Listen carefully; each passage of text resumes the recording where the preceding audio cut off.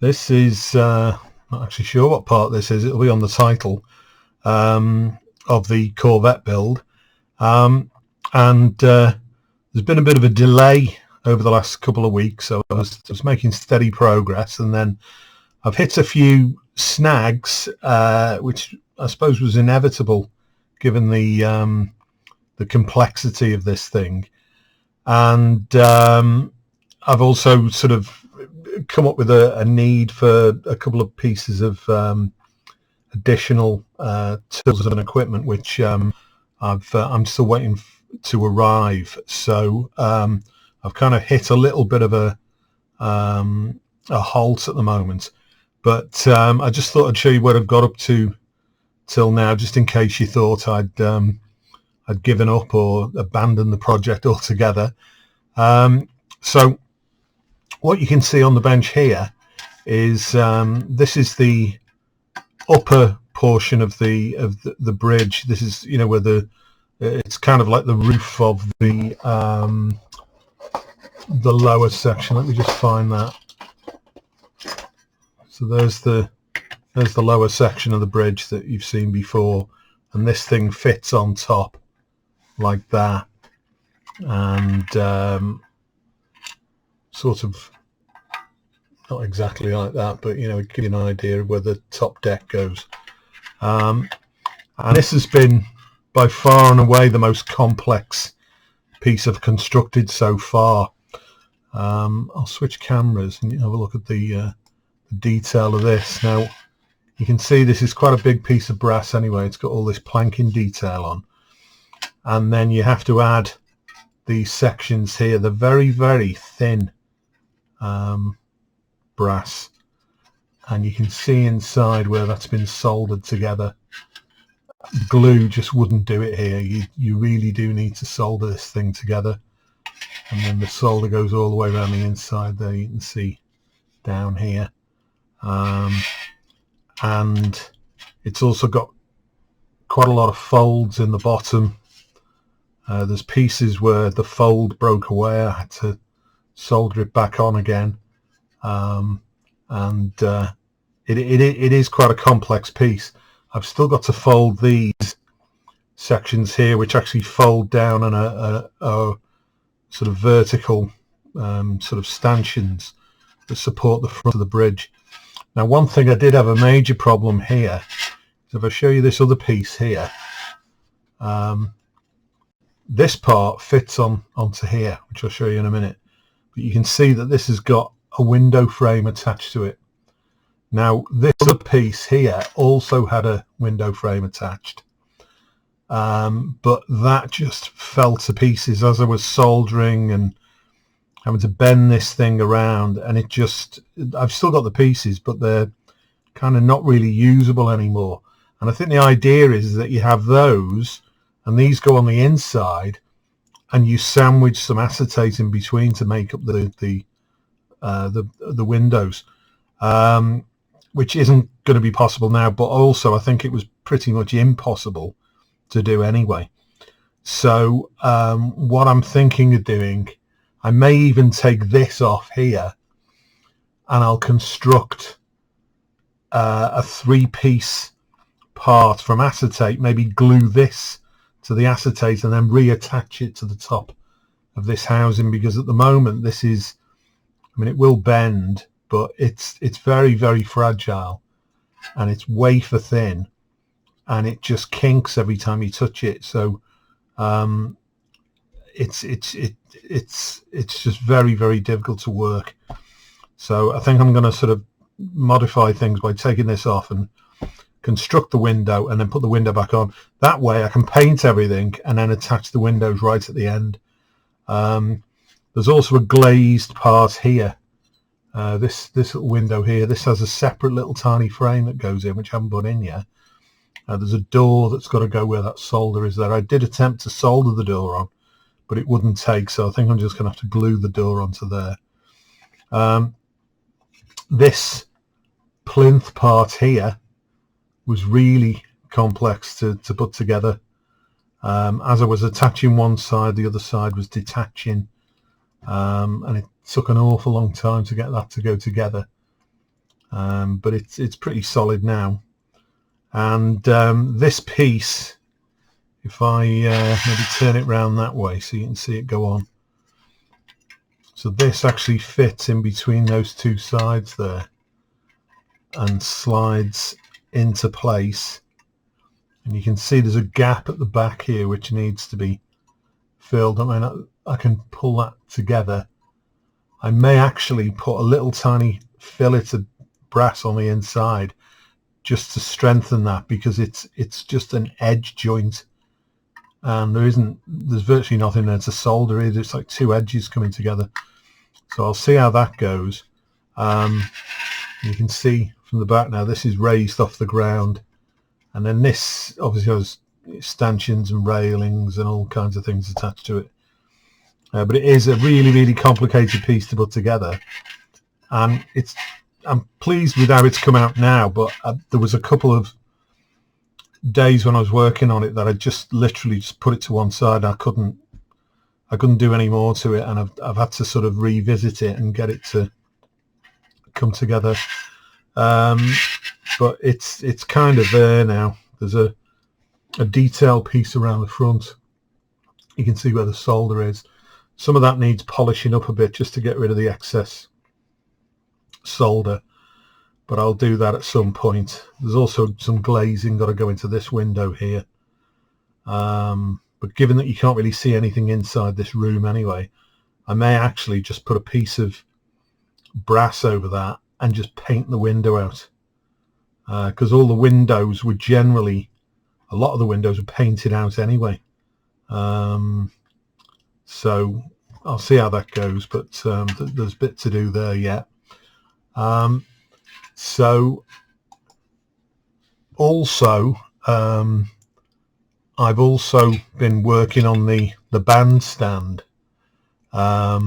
which is where the anti-aircraft, the pom-pom goes on the rear deck, and this consists of these various parts here. Now again, I'll switch cameras and you can see what's happening here. Now this is where I've had to look at coming up with an alternative to putting this together. You can see I've soldered inside there, and that's gone together quite well, and the solder there is covered by this other piece that fits on top. This is the sort of top area of the deck. It does need a little tiny bit of filing. Just move my fingers. It does need a little tiny bit of filing on the inside edge there to go in. It was a good fit before the solder went on, but I think the solder's pulled this together slightly tighter, so I need to clean that up to get it to go in. And obviously this is where the plinth of the gun goes on, which I'll be attaching at some point. But the issue I've got with this, and it may show up on this, you can actually see where the ribs are on this. You can see like a crease here, and it's because this isn't completely flat. And I did have an attempt at putting these struts in place underneath and soldering them onto this, but what I didn't realize at the time was this wasn't completely flat, and it's deformed as I've been trying to solder them on. So you can see there's a gap in the middle, and there's also a gap there. Now the only way to get this to solder, because you know with an iron you can only solder one edge of this at a time, and what I need to do is press this down from the top, apply pressure there, maybe put a weight on it, and while the weight's on I need to warm this up overall so that it just drops into place.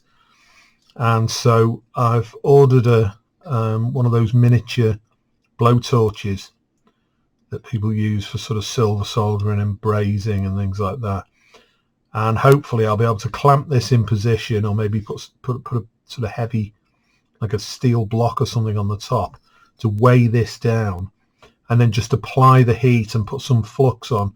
There's plenty of solder on here, If I put some more flux on there, as it heats up, the solder will melt and the weight of it will pull it flat, and hopefully it'll just go completely flat, because at the moment this has got a raised section on the top. You can feel it, you can't really see it very well, but it's not flat, so consequently this won't attach.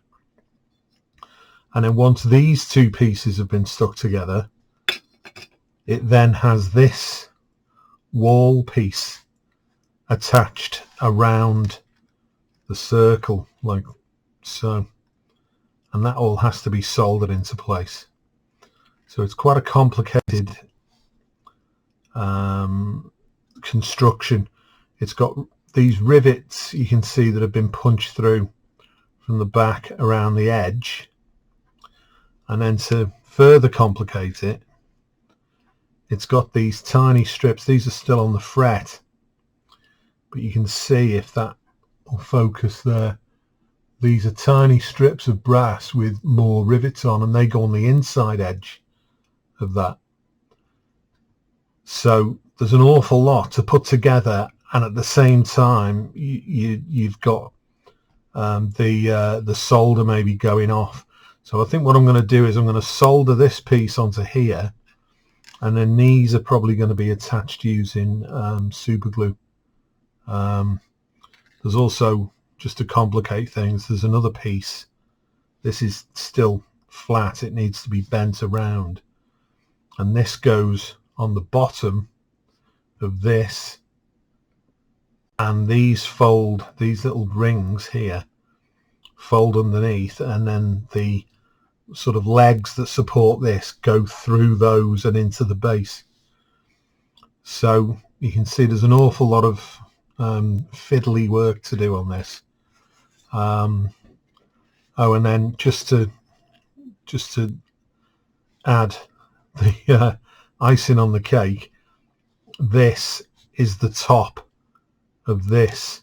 So when this has been soldered to the shape it's going to go to, this tiny ring has to be attached to the top of that, and that's obviously the right size. That's how it comes off the fret. So this thing has got to be made to go to that size. So yeah, it's not easy. So I have sort of slowed up a little bit with this, because I've just not so much lost patience, but it is very, very frustrating to try and do. So I'm trying to sort of do bits and bobs as I go along, and then move on to something else. I mean, I did something fairly easy earlier on, which was I just made up the base of this. Now this is the sort of bottom box section of, there's an octagonal platform that goes on top of this with the radar on, and this was simply just folded up and then some solder run down the joint. So doing things like that sort of takes the pressure off from doing the really complicated stuff, because this goes together very, very easily. So you just feel like you've achieved something. But then, you know, you sort of go back to the complicated stuff. But I think bit by bit, I'm starting to get there. A few things I have picked up to help out with. I picked these up from my local Hobbycraft. For those of you not in the UK, it's basically I think the equivalent in the US would be something like Michael's. I think it's just like a hobby store. They have, you know, jewelry stuff and all kinds of things, and this is for jewelry, and it's just copper wire. The thinnest one is silver plated, but it is copper underneath, and it's just handy having this wire ready done. I know you can strip down electrical cable and make your own wires and things like that, but it's a lot easier just to sort of cut bits of this off. And I do need some of these, you know, roughly these diameters to work on this kit. So I just thought it'd be easier to, they were a couple of pound each, they weren't very expensive. And another thing I've picked up, I may have shown these pliers before. These I use quite a lot for doing some of the folds, or the smaller folds on some of the smaller parts. And they're basically just a regular pair of pliers, but they're smooth on the inside. They are jeweler's pliers, and they're only cheap. I think they were about £4. And obviously you can trap the part in there and then fold it flat if it's only a small part.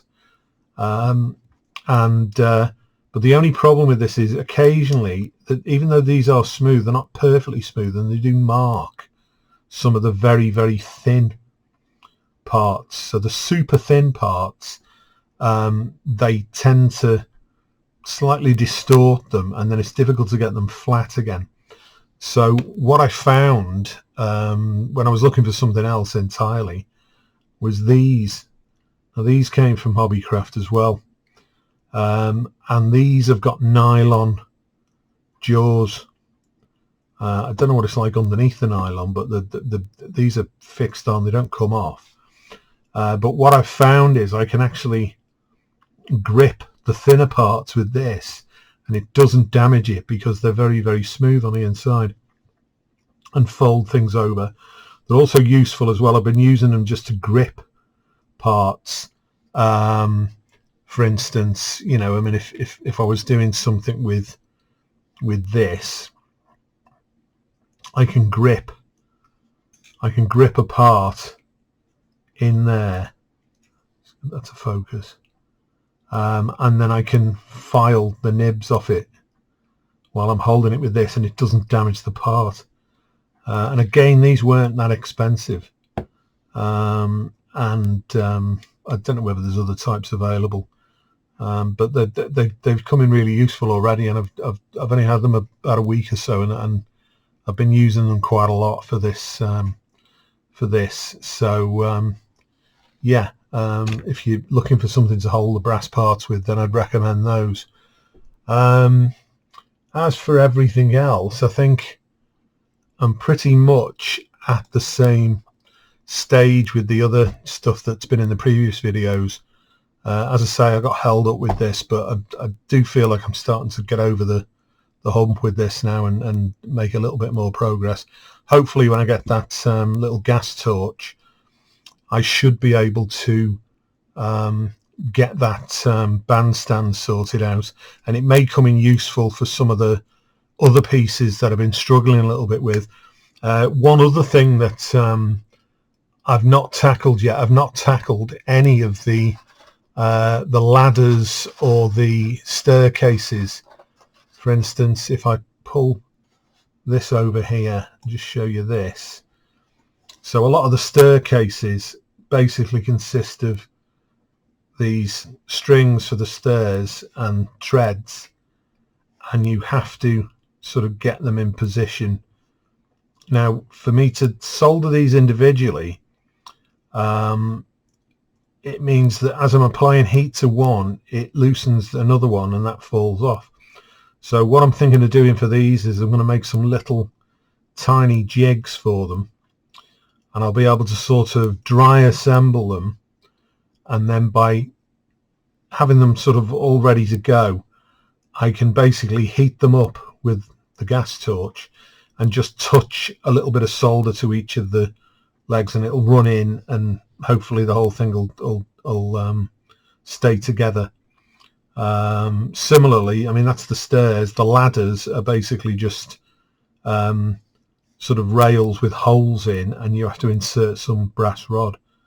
So again, that's where that sort of copper wire comes in. I mean, it can be copper or brass, it doesn't really matter.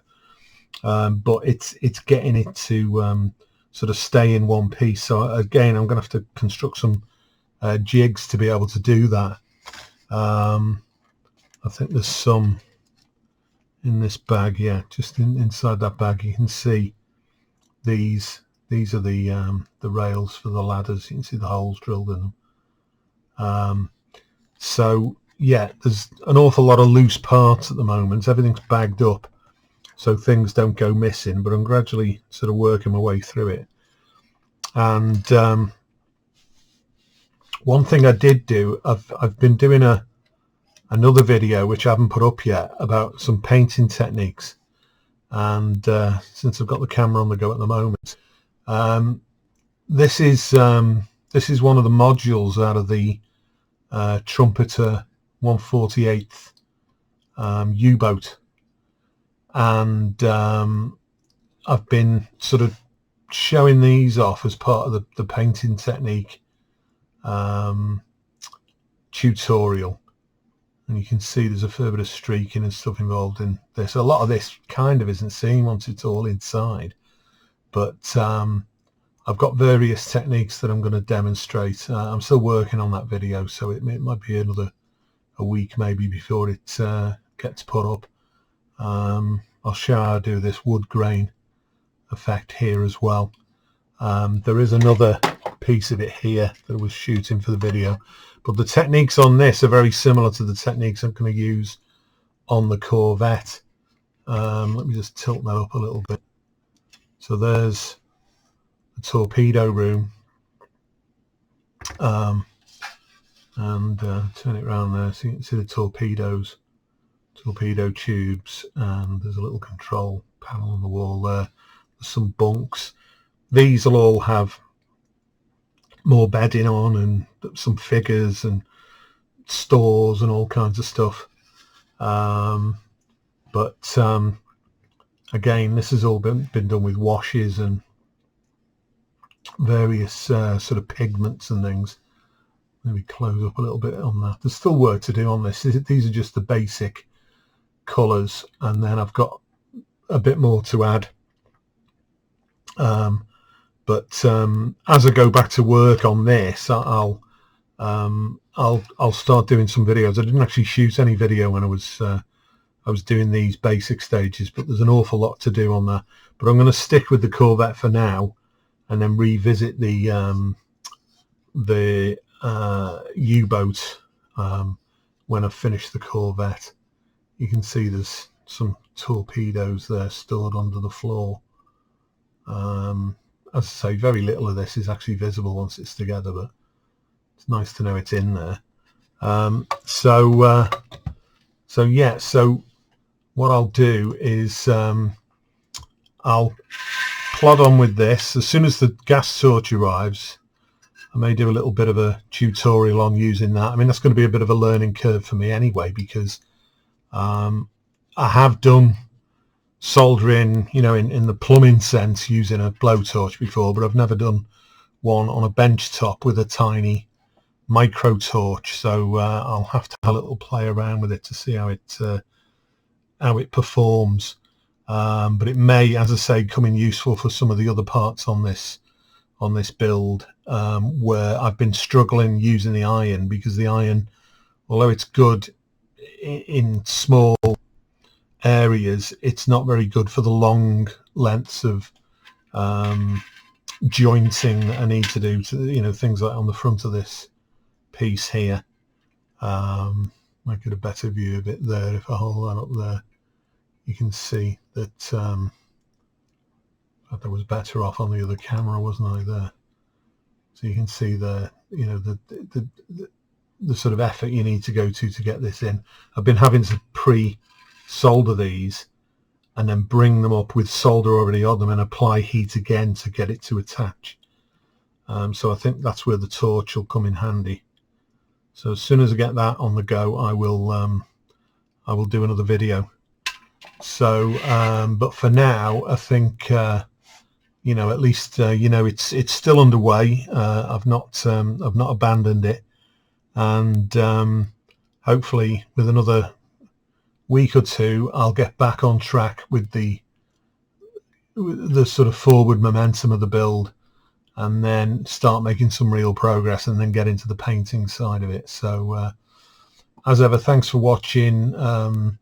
You know, if you've just come across this, you might want to subscribe or like the video, and I think it just increases the sort of audience in terms of it gets out there, and then people see it and then sort of jump on board for the build. So you know, I'm happy for anyone to ask any questions as normal, and I'll try and answer them. and fingers crossed I'll be back on here in another few days with a slightly more detailed update. Okay, so thanks for watching.